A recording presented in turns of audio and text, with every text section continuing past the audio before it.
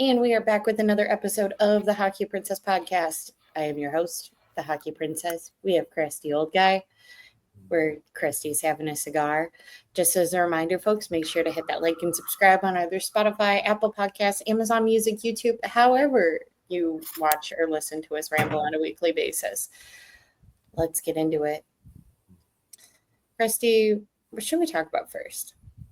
It's your show. That is true. We got a lot of different things. I don't get any say. I don't make decisions anymore. That is true, guys. I've begged and begged and begged Krusty to really make any decision on the show, and absolutely not. All right, well, let's do it. Let's jump into the news of today, or at least this morning, guys. The invitation for Team USA for the Olympic camp, the list came out. There were some people that we expected, of course. There were some surprises with people that were on the list, people that were not on the list. For the Chicago Blackhawks, you have Frank Nazar and Alex Vlasic that are on the Team USA list. And then I'm very happy that Showtime is on the list, because as we talked about Four Nations and when we bring up the Olympics, Team USA gets so much more boring when Showtime's not on the team. So fingers crossed that he's on the team come February, but it's nice to at least see him be on the list for the initial camp. I think the camp starts next week. So that should be pretty entertaining. For goaltending, most of them weren't a complete surprise. You have Jake Ottinger, Connor Hellebuck, and Jeremy Swayman, which is kind of who we figured based off of Four Nations. And then you've got the fourth invitation with Joey Decord, who's one of my favorite hockey players to watch, because as we talked about for the past couple of weeks when we had Tani and Brie on, Formula One is my secondary summer sport to watch during the off season, and Joey Decord is very present on his social medias when talking about hockey and Formula One, so I'm happy to see him on the list. But there were definitely some snubs too that we were surprised, mainly just the Washington Capitals roster as a whole getting snubbed. You had Logan Thompson being off this, which he was also, not on for Four Nations. My guess is because Pete DeBoer has something to do with, is on the coaching staff. That's why you're not going to see Logan Thompson, because he does not like that guy for some, I have no idea reason. It seems silly to me. And another one that kind of surprised me was snubbing John Carlson off of the Team USA initial camp.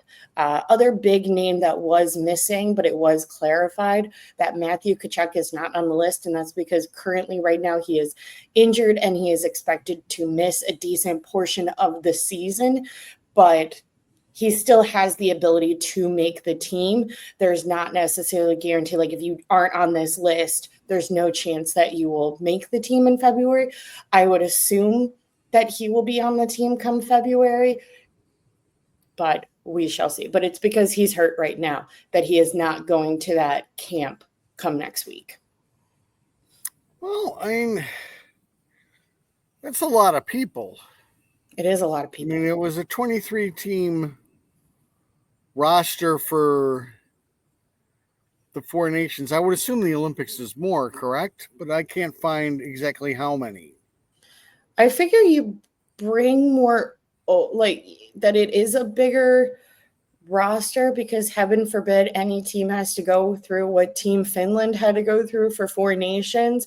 I would figure you want at least a couple of more guys over there, because that's a significantly different flight over to Milan than just trying to get a guy to fly to either Boston or Montreal. Yes. And I think the rosters are basically set, but yes, go on, Hockey Princess. One of the bigger snubs off this list that everybody was kind of confused about, and there's definitely some poking fans at some Montreal Canadiens fans with Lane Hudson is not on this list, which I think is kind of bananas, but I'm a big Lane Hudson fan, especially with Team USA and Team Canada very much trying to balance the, all-stars that they have, but also make the push to like show the kids off. I kind of thought I would see him on the list, but that's just me. And that's just because I'm a big Lane Hudson fan. It was definitely surprising. Well, the Olympics is going to be some big boy stuff. Yes. Now, we all watched Lane Hudson in the playoffs. Yes.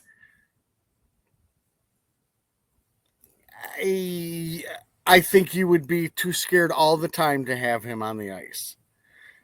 I mean, Luke Hughes is supposedly on that list. Again, I'm way too scared to have him on the ice.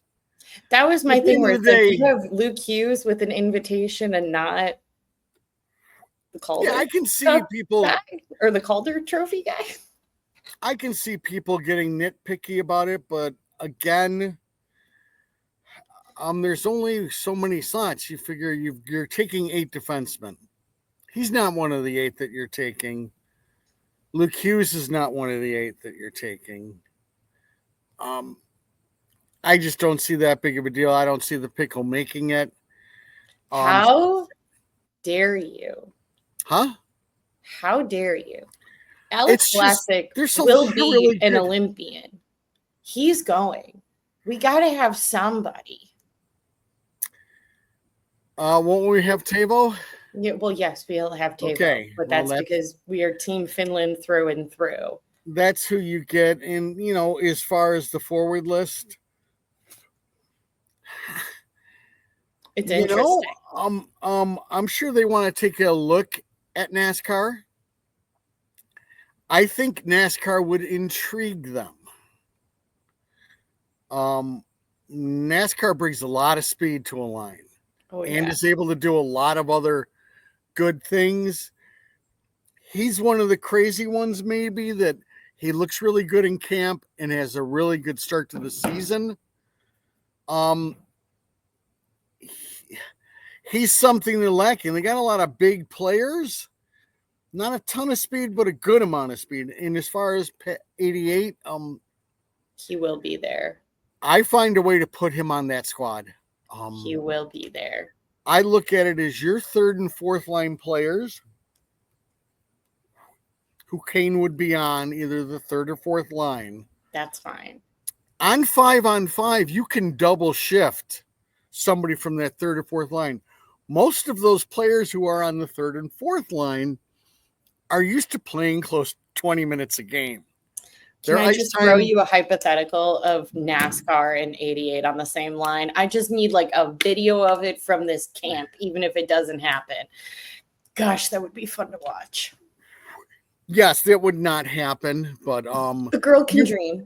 Right, maybe during a scrimmage for all of this, that would be cool. With the Team USA not able to get over the hump, as I've said this about the Olympics, I am done playing second fiddle. I am done being the biggest mouth in the room. And when it comes time, not backing it up. I am sorry, but on the grandest of grand stages, that is Team USA right now. And they agree with me, obviously. They're calling me to say they agree, whoever that is. Who better to have on your squad than Showtime, than somebody who's made a living out of ripping people's hearts out? You don't have to play him much 5-on-5. I believe you get the 13th forward, right? In the Olympic play? Yeah. So it's not like he has to play. Even if you don't, give him 5 minutes, but you give him power play time and you give him end of the game time. He's a closer. I just think what he brings to the team, his love for I need him on that roster. I understand that he won't be the best out of You the don't need him to be the best. 14 forwards, but he can serve a purpose at crunch time. And nobody does it better than him. You don't need him to be the best. You're not bringing him on that team with the expectation of, oh, we're bringing on 2015 Kane. Like, you don't need it, as much as there's some guys on this team that I'm not the biggest fan of or whatever. Like, the talent is there, that he does not have to be the guy. I don't think really anybody in that USA coaching staff is naive enough or silly enough to put that sort of expectation on Kaner. I mean, respectfully, that's what you have Matthews for. Like, that's what you have the Kachuk boys for. Like, you have guys to be the guy, to be the center of the spotlight and kind of take the bulk of it. You just need Showtime to be Showtime. And that's more than enough. Yeah, no, I mean, people, can always say you're clinging to the past, blah, blah, blah. I'm looking at, just from a hockey standpoint, of this team struggles to get over the finish line. And with the Four Nations, the way that went, this Olympic is going to be hyped. And as I said, to fall short again is just not a good look. So, but everybody's going to be power packed. So we'll see. Patrick Kane was on the ice for that Four Nations Canada versus USA game. Canada wouldn't have made it. USA would have won if Kaner was on the ice. I will die on that hill. Also, I would like to correct myself from 5 minutes ago. I keep thinking that Logan Thompson's USA, but he'll probably get left off of Team Canada, and I'm still going to find a way to blame Pete DeBoer for it because they have beef for some reason. But yeah, that's really the only one that's out yet for the Olympics. Of course, we, have our other Blackhawk players on different teams. You've got Teuvo with Finland. You've got Lucas Reichel with Germany.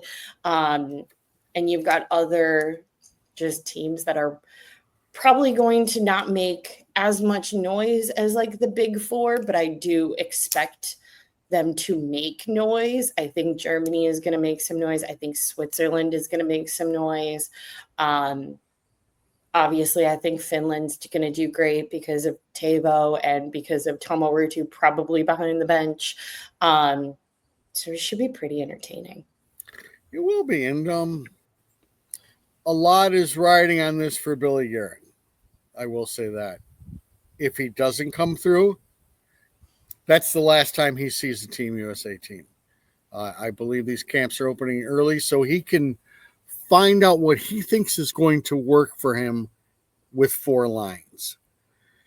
I think you'll get a little less star power and a more of what I want them to do. Maybe more hockey and less group chats. But if what I want them to do is big, slow the game down, tough people, I believe that's a fail. So I need speed. So what you're saying is we should have Lane Hudson on this team. I don't need speed from the defensive end. I need speed from the offensive end. That is speed. That is speed. No Lane Hudson. I'm sorry, Habs fans. Not this go around. I support him. Yeah, I think Billy Guerin just needs to worry about the game and less about group chats, and I think Team USA will be fine. Well, he's not going to do that. He is also going to be part of that crazy hype machine, which at the end of the day might bring fans in. But this is to you, Billy Guerin. It's time to put up. I've heard a lot from you as a GM, but I haven't seen results. Now I've heard a lot from you as far as the GM of Team USA. I expect results. There's enough talent on this team to win. That's your responsibility. So, final hypothetical question Presty, while we're on the topic of Olympics, while you stepped aside, we talked about the goaltender invitations. You've got Hellebuck, you've got Ottinger, you've got Swayman, and you've got Joey Decord filling out the fourth invitation. Does last year's playoffs make a difference to you for who you start game one for Team USA?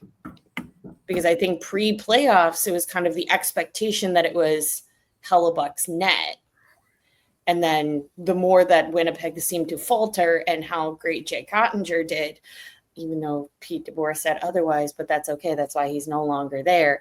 There was kind of a possibility or an expectation that there may be a switch, but do you still give the net to Hellebuck to at least start off?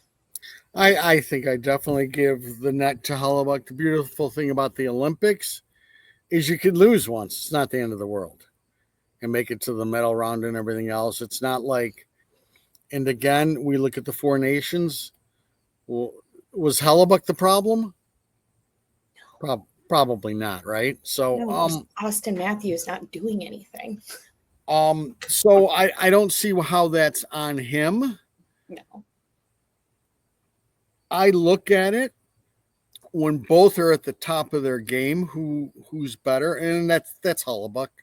Hellebuck, I know, can win me 5 in a row. I believe. Do I worry about what's in between? Yeah, maybe if the season's going bad. Right. Then I look back to the playoffs, and you're going to do the same thing with Ottinger too. You got to remember, he got yanked. He got a coach fired. That's a lot to take on there. Yeah. So, but no, I don't. And as I said, I think with the preliminary round, you have enough time. Now, if he struggles in the preliminary round, I think they would make a move, yes. Right. Do you see Swayman getting any net time? No, not unless he is dynamite at the beginning of the year. If he went for Canadian citizenship, I see him getting ice time. I see him being their top goaltender. I mean, Swayman's a player. Yeah. So I feel like people forget that because he's just in constant comparison between Hellebuck and Ottinger, which is fair. We're going to have back-to-back hyped up international competitions, and I feel like it's kind of just Hellebuck and Ottinger, and maybe this also has to do with the fact that Boston definitely did take a swan dive this season, but Swayman's still really, really good. No, I think you hit the nail on the head. With Boston going in the crapper, the Swayman talk basically goes away. Would he be deserving? Sure. I mean, again, it would matter how he starts the season, but yeah, you have 3 top-notch goaltenders to choose from. Yeah. Would I be worried if Swayman was in that? No. Okay. Out of the big 4, your Canada, USA, your Sweden, your Finland, is there a team that you're excited or at least intrigued by to see how they do come Olympics? They may not make it to the medal round, or maybe they make it to like the bronze round, but is there a team that you're excited to see kind of how they? I don't think anything that I'm excited, but again, intrigued. I'm intrigued with how Germany comes together with some darn good talent and then role players. Are they able to stick with the big boys just on that, which is possible, just by keeping with system and everything? The Swiss they're always kind of fun to watch. They always have a goaltender that plays lights out a couple of games. I mean, you've got your Czechs still in there. I don't think anybody I'm like uber excited, but those teams I'm interested in seeing. And again, you can easily jump on a run here and everything starts to click. So that's all I got on that. It should be pretty entertaining. It'll be sad to not have Blackhawk hockey for 2 weeks, but maybe we're at the point where we're wanting a break. Yes, it might be a really good point, and we all might be very happy that we get 2 weeks of really good hockey. I know it's going to be hyped. Yeah. That I am sure they are looking for the big hype on this one. So should be very entertaining. All right. Jumping out of Olympics into one of the bigger conversation points for today. We talked last week how we were going to be beginning our predictions. We're doing one division a week because Christy and I really like to yap. And we tried to do East and West, I think, like our first year. And those episodes ended up being like 90 minutes or something. So we're going to do just Atlantic today. As a reminder for folks, the Atlantic Division, in no particular order, consists of the Ottawa Senators, the Boston Bruins, the Detroit Red Wings, Buffalo Sabres, Toronto Maple Leafs, Montreal Canadiens, Tampa Bay Lightning, and your Florida Panthers. Do you have a pen? You're showing I have us a pen this time. Oh my goodness. What are the teams? You're kidding. Boston, Detroit, Buffalo. Buffalo, The Battle of Ontario, Montreal, Tampa, Florida.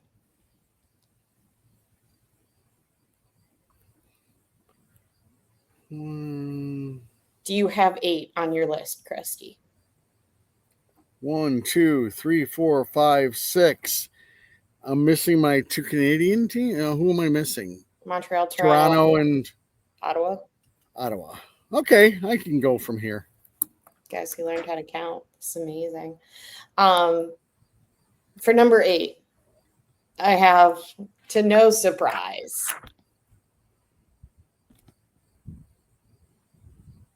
Yes? Can you see me? Am I gone somehow? Oh, you're back, Christy. Am I? Yeah, I got computer problems occasionally. It's like a what little happens when thing you're for outside. support pops up, and I got to click a bunch of things, Hmm. and then I can get out of it. It's very annoying, but Krusty's not very tech savvy. Yes, I'm sure we both have number 8. Buffalo Sabres. Yeah. Okay. Who is your 7? And that's exactly what I was hoping. Everything that's happened with Buffalo, they don't even deserve for us to speak a word of them. Oh, I kind of just figured. I mean, they really haven't made a ton of changes in the off season. So you're running with the same group sort of thing. Maybe the biggest thing is, the point differential between 7 and 8 is tighter than in previous years, but I don't think that they have changed or reworked enough where it makes a difference to jump up. Okay. The next team? Yep, 7. I've got the Dead Wings. Yep, same. And this is becoming sad because I don't think the guys are playing is working. I don't know what's going on there, but I'm confused. I am wasting Showtime years of him being in the playoffs stuck on this team. I understand that, his kid and Archie and everything. If I'm in his shoes, I'm not doing anything differently. I think he's enjoying himself there and his kid is having a ball. So I am all for that. But I feel we're missing out on something not having him around playoff time. And that's you're 7th place in this league, in this division. That's ouch. Yeah, that's big ouch. The only thing that I will say because I also have the Dead Wings at 7. I can see a possible flip with who I have at 6, just because I think the Dead Wings, you could go either way with how they are right now. I mean, I think you could have pieces that start to make sense and they go on a magic heater that nobody saw. Cause I feel like we usually get a couple of those throughout the season, at least at the beginning of the season, where it's like, how is this working? But it is. Or, it's kind of what we're expecting that they're not doing well. I definitely agree that it is painful to watch Showtime be on a team that is this bad. But, if he's happy, then who really cares how I feel? Because at the end of the day, I just want all of my former Blackhawks to be happy. So if that works for him, works for me. Number 6, I have the Boston Bruins, which is why I think I could see them flip. Not even that I could see Detroit jumping Boston. I just think if Boston takes another swan dive at any point throughout the season, I think Detroit could capitalize on that and it could flip. But just right now, I think Boston isn't in a great position, but I think they're better than at least the position for Detroit and Buffalo right now. Oh, most definitely. I just, you have one of the top 10 players in the league in Pasternak. Maybe Middleset, it gets going. You got Victor Arvidsson coming there. Tanner Jeannot, who for some reason still hasn't been able to put it together. Who knows? The Joker probably plays. Tanner Jeannot, that just means he needs to go to the Washington Capitals, because aren't they like the king of taking guys who really can't like settle down and then it just works? Yes. They're under the Spencer Carberry regime and it just works. And Boston's got some young talent. I'm still not completely sold that Hagens goes back to college either. I think if there's going to be a surprise person, it is going to be him that might make a squad. I can definitely see that. I don't think that's enough of a difference, though. I think it's enough of a difference to distance them from Detroit. Yeah. I mean, the next 2 teams we'll talk about are up and comers, and they would need to fall back to those other 3. Yeah. There's no way on talent alone those 3 overtake the next 2 teams. Right. But I just think Boston's got a little bit more than the other 2 bottom teams. So you have Boston at 6 too? I do. I embarrassed myself last year. I will not embarrass myself this year. This one I have because it is one of the up and coming groups. And maybe it's just the pessimistic side of myself that I just can't fully commit to putting them any higher than this. Just because I think the other up and comers just have more pieces, whether they're better or worse. I think they just have more in terms of quantity. And you have teams that are already good, but I do think that they are going to be more in playoff contention than they were in the past year. I think they do make the playoffs, but I don't think it's down to the last couple of games. So in number 5, I have your Ottawa Senators. I agree. I see the vision. I see where it's going. I think they've got pieces there and pieces that are coming. I just can't buy into it to put them any higher. I could easily put them one more slot, but that's it. So, I mean, that's just kind of the way it is. Could they overtake the number 4 team? Sure. Anything else? Doubtful. There's enough talent there. You have good goaltending, a crap ton of good forwards, and 2 stud defensemen. That's usually a recipe for having a darn good team, right? Yeah. So, some of that is just understanding that you can beat people on a daily basis. And I still think at times with Ottawa, there's up and downs, and they need to get into a playoff mindset where these teams that they're better than, you've got to crush. can't be messing around with them. So, Yeah. yes, I have them at 5. All right. Christy, who do you have at number 4? I got the Habs at number 4. Mm-hmm. Again, up and coming. You've got a lot of people coming in. Maybe the return of Kirby Doc. Maybe possibility for Owen Beck, maybe to make this ball club as your third or fourth line centerman. I will state Owen Beck is the player I wanted instead of Sam Renzel. I always leave full disclosure. It looks like that will be a bad decision on Krusty's part. But I gotta, when I take my credits, I gotta also take my times when, I must have swung and missed. There's a lot of offensive talent there.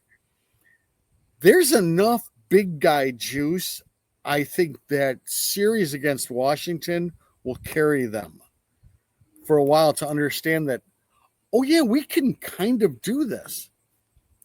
Again, the net, I don't know. You go through dog parts of the season where you just need that goaltenders to step in. I don't know if they have that. Who do you have at number 4?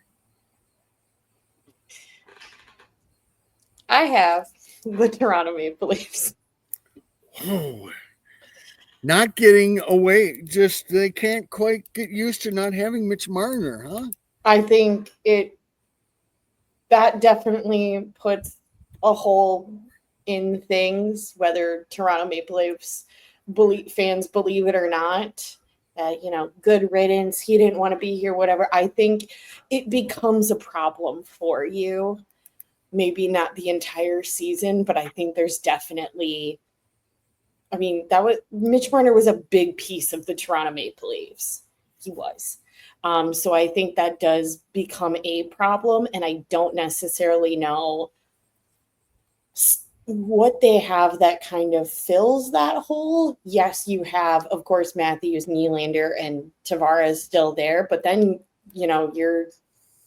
you had 4, now you're down to 3. So it's just less talent.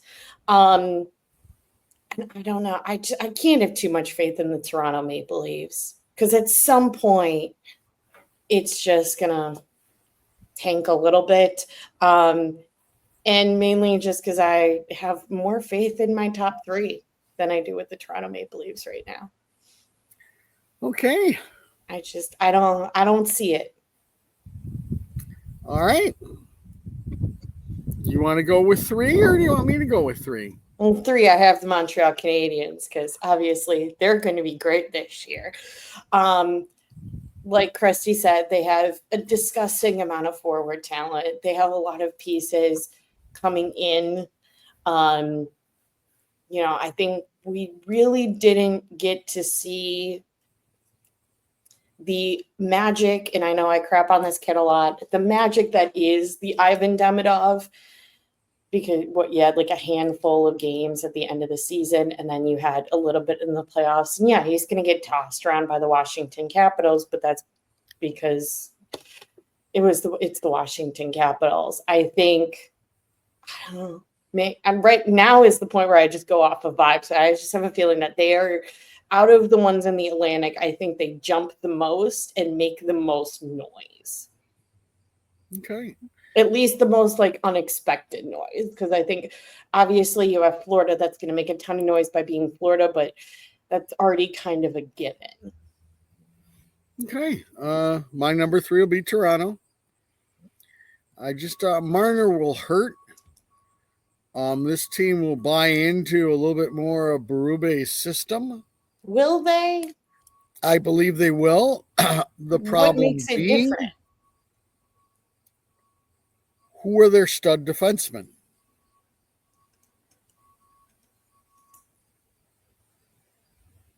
With that system, you need a couple good anchors on the D end, and I do not see them. That's my problem with they missed some offense. Sure they were. Matthew Nyes is going to come close to replacing what Marner did, except lacking the vision of Marner. But with losing Marner and not really picking up a quality defenseman, I mean, like a top defenseman, they worry me. I can't put him over the next two teams because of that. So, but what makes you think that this year is different for them to buy into the Berube thing more? you've got one of your core four gone. Another one can be gone. Nobody's sold on all four of you. You had Tavares come back because of he came back on the cheap. I just think you have. I think the subtraction of one of those guys makes everybody worry and go, listen, it's about time. You saw at times they bought into it, but then it's when push comes to shove, they get away from it. And I think he can spend all year hammering it through to these guys that I don't need Matthews to score 100 points. I need him to play a certain way. An Nylander, I need you to play a certain. I just think the rest, those two in particular, they've run the course of running everybody else out of town. Doesn't it now have to fall on them? I don't think it'll ever fall on them. You've gone through general managers, you've gone through coaches. At some point in time, you're the problem. We've gotten rid of one of you. We'll get rid of the other two. Who cares? But I just think their lack of quality at D still puts them a tier below. Yeah. So. Number two, really no surprise. I figure we have the same order for the top two, but my number two is the Tampa Bay Lightning. As much as I'm not the biggest fan, I understand you still have Vasilevsky in net. Your defensemen are still very good. You still have Brandon Hagel. It's still going to work. At some point, it's going to stop working, but I don't see this being the year where it stops working. And I just don't have them I don't see them falling, but I don't see them being higher than the Florida Panthers, at least to start the season. Well, I learned from last year that, I won't be figuring that. As much as Florida could care less if they finish 1, 2, or 3. Tampa, Brandon Hagel's one of the top 20 forwards in the game, period. Gosh, remember when we had him? God, you could say that he's maybe one of the top 10. And he's young ass. He's fast ass. He's got the attitude. Kucherov, they have plenty of talent. Where could be the problem? What happens if Victor Hedman goes down? Oh, geez. Their depth. They don't have the depth of Florida. They just do not. Granted, they'll pick up maybe one or two other little pieces before the trade deadline, but for the regular season, if a Victor Hedman, who's getting up there in age and has struggled to put together full years, is out, that team looks completely different. So what you're saying, the difference between the Florida teams is Tampa's number 2 because they don't have Seth Jones. They don't have Seth Jones. They don't have Marchand. Somehow they were able to get 2 people for a cup run and are keeping both of them, let alone everybody else that they were supposed to lose. Again, the only reason I would not have a problem for somebody saying it's Tampa first and then Florida is because I think Florida will be resting players all year. Yeah. But I mean, Tampa's still head and shoulders above. Florida's Florida. It's now we start talking about it seems like an unfair level. They have worked their asses off to build a good team. And a phenomenal locker room that now everybody's like, oh, this is where I want to be. As much as people want to tell me it's that tax break, it's not. No. It's you're sitting there thinking, God, we could do 4 in a row. That's not out of the question to win another two. No. I mean, it's just not. So they're just on a different wavelength. The regular season won't mean to them what it means to everybody else. But Right. I mean, the fact that Marshawn is coming back and the way he looked in the playoffs and is still able to play, and that's a third line player on your team. My God, that you put him on the Blackhawks, that's your best player. Okay, he's number 10 in the depth chart. You can't put him on the Blackhawks because that definitely takes a spot away from Savvy. So again, do they have a what if scenario? Sure. Right. What if something happens to the Bob? Yeah. Could things go? I'm like, yeah, but it's just you think of them almost like Vegas that I don't think it'll matter who's back there. I think your top three with anybody back there just about. So yeah, you're just that good. So yeah, it's yucky.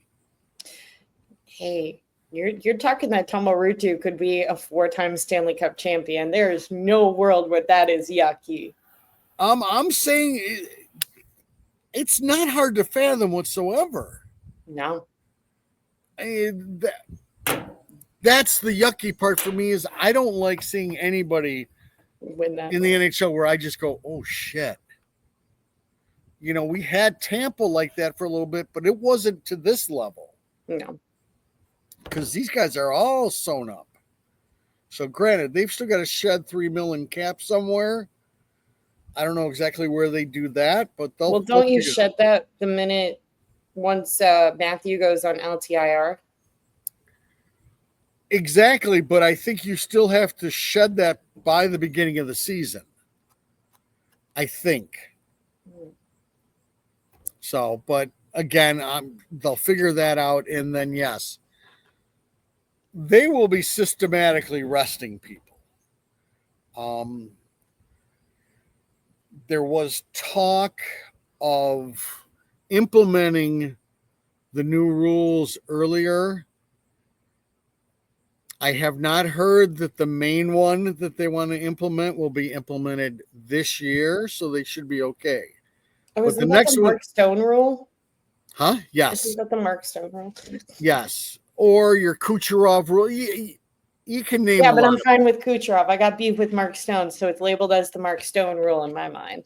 But I'm not going to guarantee that that's not out of the question. Yeah.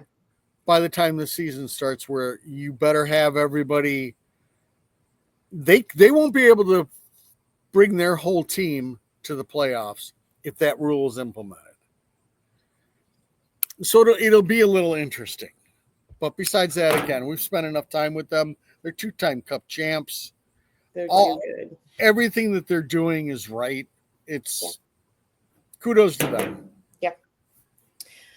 Jumping to, because we missed it last week, but we're here this week and we're going to do it. And I'm going to make Krusty talk some more. What? We got Blackhawk lore. Oh, not even I don't have much on the Blackhawk lore. You watched him play. You were there. You've met him. It was a different Krusty. All right. Yeah, I went up in Wikipedia. Blackhawk lore this week. We just jumped into it. I can go. It just won't be our usual length or whatever. That's fine. We're not looking for a usual length. We're already at 45 minutes. Okay. So, but the lore this week, guys, is Eddie Belfour, because we've talked about every other man from the 90s, and getting into this centennial year, he is a very important piece to talk about. Yes. Eddie the Eagle, as he was called. Or he was also called Erratic Eddie, and another one that I can't quite remember right now. But Eddie had a lot of problems. Eddie was learning from documentaries who didn't have problems. Well, yeah. So Eddie liked to drink too. But that was usually, he was famous for end of the year stuff. But let's go back. Eddie Belfour went to North Dakota, I believe, and then played in the CHL. Was drafted by the Blackhawks. Split time in the, I believe it was 2 years before the 90s. So the 88-89 season, split time, played a little bit with the Hawks. And then a little bit with, I'm going to need to get my other notes here. Can I do that? Is that legal? Probably not. Hold on. Let me just do a tiny bit of notes. Everybody okay with that? This is where everybody on here says, yes, Krusty. Whatever you need, Krusty. Okay. Thank you. Okay, because I don't want to get wrong at the beginning stuff either. That's fair. So, the Saginaw Hawks. So he was playing on the Hawks, but 88-89, he split time with the big club. He was 4-12, played in 23 games. And then, weird part number one about Eddie is the next year, he just played on the Canadian national team, which I believe was more common back then, but still a little weird. So he has played in the NHL and went back and just played at the Canadian national level. Now, again, I don't know if they're already starting issues with Dollar Bill at this point or not. So he goes back there, plays real well for them, makes the Canada Cup team. The Canada Cup team is, for new listeners, that is like your Four Nations. Canada Cup in the 90s was the biggest things. It didn't start, the Olympics hadn't started to kick in as far as the pro players, but they played in the Canada Cup that everybody wanted to play in. So he made the team, did not play. Then comes the 90-91 season, his rookie year, and Eddie takes off. Just unbelievably aggressive in the net. A monster to play against. You crowded his crease, he crowded you. He was pretty crazy. Already started his issues with Mike Keenan. Eddie had issues with players on his own team, on other teams, and all of his coaches. Now, in Eddie's defense, Mike Keenan loved to pull his goaltenders. Oh gosh. Usually goaltenders are handled differently by coaches. Mike Keenan was not a believer in that. You start playing like crap, that's it. I yank you at any point in time that I want to. Go ahead and get your crap together. I don't have time to listen to you whine. I'm a goaltender, and So Mike Keenan was a crusty old guy. Oh, yeah. Yes. Mike was something.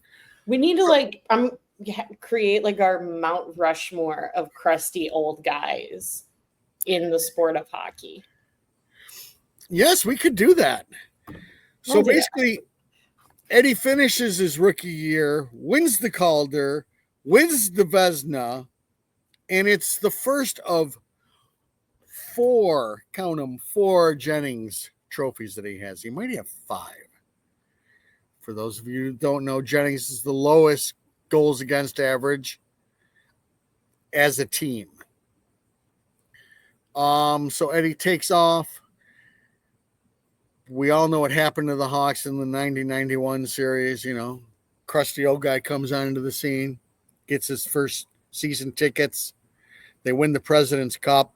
Crusty old guy thinks he has walked into magic. And then they're bounced in 4 games by the Minnesota North Stars, and thus the season is over. We go on to 91-92.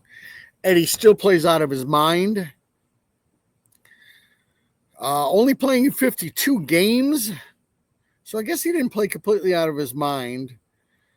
And was 21-18, goals against of I believe 2.7. He played okay come playoff time. Goes against a 2.46, save percentage of 9.02. Basically starts to take off some more. Some of the Stanley Cup Penguins thing is on him. It's more on the players around him. Eddie is now starting to have more trouble with everybody. It's just, especially back then, you've got your beat writers and your national writers. And if you don't get along with them, your reputation and your value as a player goes down. Steve Larmer fell into that trap. Eddie Belfour fell into that trap. He just, I don't think he liked people. So basically, Eddie now is sticking on with the Hawks. He's their backbone. Can't say enough about it. Also, in the 91-92 season, Game 4 against Pittsburgh, Eddie gets yanked by Keenan in Game 4 and trotted out as Dominic Hasek. And now we already know that Eddie doesn't like people. Darn tootin', he doesn't like Dominic Hasek crowding his net. Hasek is traded the next year. Why? I don't know. They really didn't get anything for him. Eddie continues to be a stud for the Chicago Blackhawks. He leads into the lore. You've heard us talk about Jeremy Roenick. Yeah. Of just who one of the many that brought you into the fight. Eddie could do it from the goaltender position. Eddie would go after people. Eddie had a good amount of Billy Smith in him. And what I mean by that, Billy Smith was the best at using that stick. He used that stick as a weapon. You went into his crease, you were going to feel it. Eddie was kind of the same way. So Eddie starts playing his ass off. Dollar Bills, as we've talked about, and his little lore time, doesn't want to pay anybody. Eddie's about had it. So at this point in time, they start to think of how they're going to handle him. What do they want to do with him? Basically, come 96, the 95-96 season, Jeff Hackett, a young and up and coming goaltender, comes in. And Eddie's got nothing but bad things to say about their many interview. He calls him out, saying, he is nothing more than a backup goaltender. That brings even more problems to the locker room. And at that point in time, they decide they have enough. And the following year, they ship him off to San Jose at the end of the year. So Eddie's time with the Hawks, he's got 3 Jennings trophies, I believe. Let's double check that. Is that, I'm assuming then Belfour is there at the same sort of timeline that Doug Wilson is. That is correct. Doug is there, yes. Yeah, but nobody can. The thing is everybody likes to look at that Brent Seabrook going in and comforting Johnny when he's in the penalty. Nobody could comfort Eddie. Everybody was scared to death. Nobody would go near him. No wonder he's one of your favorites. Well, yeah, that was his other nickname, was just Crazy Eddie. There was a lot of stuff that went on there. And then he went to San Jose, and then the following year, he signs with the now Dallas Stars, or I believe they might have been the Texas Stars then. And then his career solidifies in Dallas. I will read you some numbers from 97 to 2000. These are playoff numbers. Okay. A 1.7 goals against, a 9.22 save percentage, 1.6 goals against, 9.3 save percentage, 1.8 goals against, and a save percentage of 9.31 in a 3-year period. Oh, that's stupid. Okay. So in those 3 years, 2 of those years, he takes the Dallas Stars to the Cup. The first year he loses to Martin Brodeur in the Cup finals. But as you can tell by those numbers, he was close to only giving up a goal and a half a game. That means one goal a game, he'd give up one goal the next 2, never more than 2. That's how you win hockey games. And then for me, go ahead. No, keep going. The culmination of Eddie just not getting along with people is the fact that he did not win the MVP when Dallas won the Cup. And I always like to bring this, and I believe it's on my cheat sheet here somewhere. Let's see. Okay.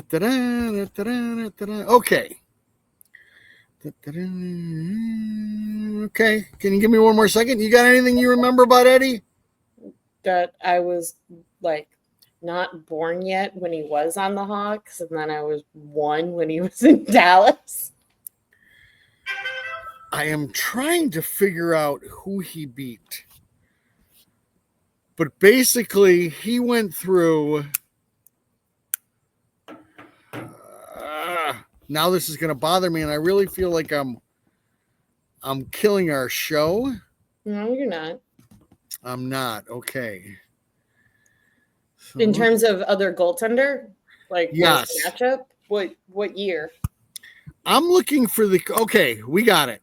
Okay. For the Cup year, he goes out and he destroys Grant Fuhr, who already has 4 cups with the Edmonton Oilers, considered one of the top 10 goaltenders of all time. Discards him. Next up, Patrick Roy discards him. Then he hooks up against Hasek. I was going to say, was Mike Keenan the coach when Patrick Roy got pulled that one game? No, he was not. No. So, and then basically he faces Hasek in the finals and disposes of Hasek. The last game was a triple overtimer that he only let 1 goal in. Jesus. So he's gone through all of these other goaltenders, and it's not just that he beat them, he completely outshined them, and no MVP for Eddie for the playoffs. One of the things that's always stuck in my craw, I just don't. Lewandijk was a heck of a player. I believe that's who got it. But Eddie was the backbone of that team. So Eddie, like a lot of players from the 90s, he was that working man craziness that was the Chicago Stadium. Yeah. Just like Roenick, just like Chelios, just like Al Secord.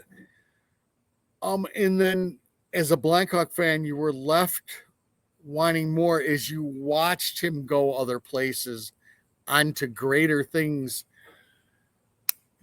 like Roenick, like Chelios, and you were stuck always there going, geez, what could have